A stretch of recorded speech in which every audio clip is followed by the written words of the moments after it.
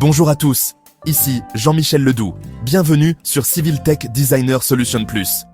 Aujourd'hui, je vais te révéler ce que personne ne te dit sur la résistance du béton. On pense souvent que plus il y a de ciment, plus le béton est solide. Eh bien, c'est faux. Laisse-moi t'expliquer.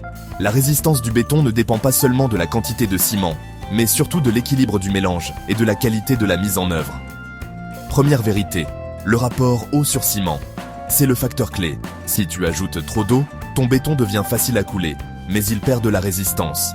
Par exemple, un rapport eau sur ciment de 0,5 est souvent idéal pour un béton bien dosé. En dessous, il devient trop sec. Au-dessus, il devient faible. Deuxième vérité, la vibration du béton. Si tu ne vibres pas correctement le béton, il reste des vides d'air à l'intérieur.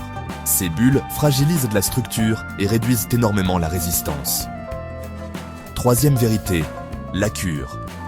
Beaucoup l'oublient, mais un béton doit être arrosé régulièrement pendant au moins 7 jours.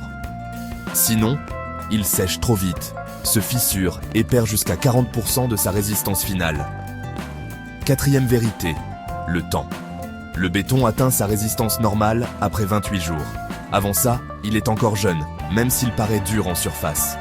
Alors non, ce n'est pas le beaucoup de ciment qui rend ton béton fort. C'est la bonne proportion, la bonne exécution et la patience. En résumé, un béton résistant, c'est un béton bien dosé, bien vibré, bien curé et bien traité dans le temps. Si tu veux des ouvrages solides et durables, respecte ces 4 vérités.